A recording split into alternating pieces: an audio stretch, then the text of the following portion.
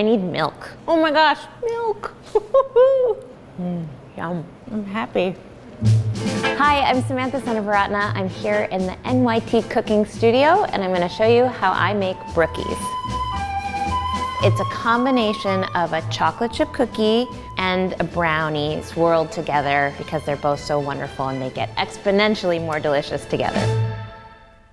This is not scary, precise baking. This is pure fun baking. You don't need a mixer. You can just use a wooden spoon. Let's make them. So we're gonna make the brownie layer of our Brookies first. Granulated sugar, a stick of butter. You probably should melt the butter first and then put the sugar in, especially if your butter is this cold, but it's gonna be fine. Next batch. So I have a 9x13 pan. I prefer these ones with nice sharp corners because they make really pretty edges on your brownies. Lined with parchment paper. You can butter the pan and then put the parchment paper on so that it doesn't slip around. But if you're me and you're a little bit lazy, sometimes I don't even butter the pan. And then metal binder clips are the best. Because sometimes the fan of the oven will kick that parchment back on top of your baked good, and then it bakes in there and screws everything up. So binder clips.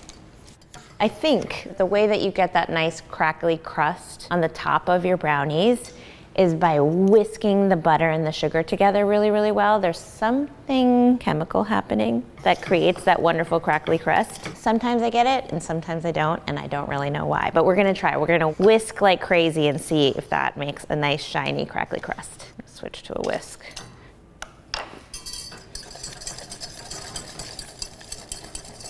We are going to add our eggs and our flour mixture, but I don't want the pan to be screaming hot when I add my eggs. So I'm gonna take it off the heat and just let it chill for a sec. We can put in our vanilla.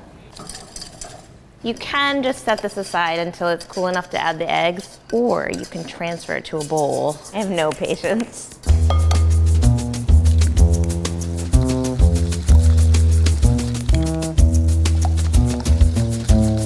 I'm adding cocoa powder, all-purpose flour, salt, baking powder. You could totally do this whole step in the pot if you just let it cool down for a second before you add the eggs, if you don't want to mess up another bowl. Okay, we'll set that aside. Is that out somebody driving by, or it's upstairs? Oh, what's upstairs? Another studio? It's a lot of dance classes. Dance class. It's like pounding and music. That's like, couldn't be worse. Yeah. Now for my cookie layer, I'm gonna put my butter in first. Live and learn. Get that melting. You know what we can do while this is cooling a little bit? I can chop my chocolate. So I'm using bar chocolate. I always prefer bar chocolate to chips. But if you have chips and you like chips, use those. Such a good noise, isn't it? I also think chopping pecans is a really nice noise. Brown sugar for a nice chewy cookie layer. 2 eggs. Stir quickly.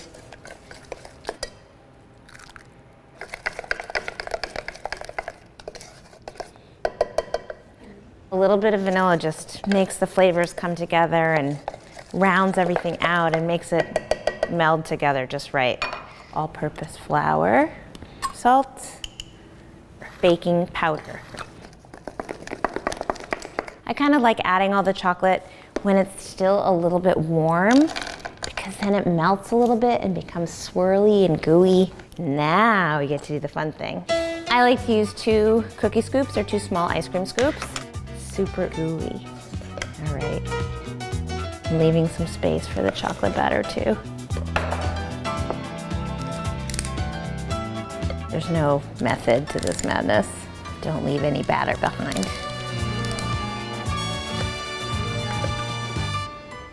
Look at that. Perfect. Make sure it gets all the way to the edges. Like that. Finish it with more chocolate. This goes into a 350-degree oven for about 20 to 22 minutes. What a mess I made. Sorry. They look so pretty.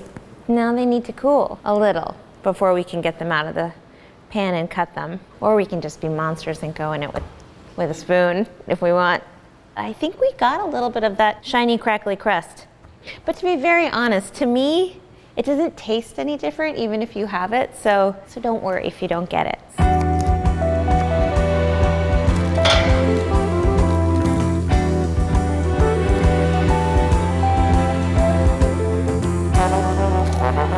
They're not super thick, but I think that's good because then they're not overly rich. You can totally take down at least one, if not three, if you're me.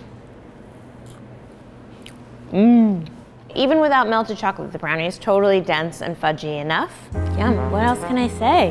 One pot, very minimal effort, very delicious. You can cut them and freeze them and then let them thaw at room temperature if you want to serve them later. It's not a brownie anymore and it's not a cookie anymore. It's another delicious beast. You can find this recipe and more of my recipes at NYT Cooking.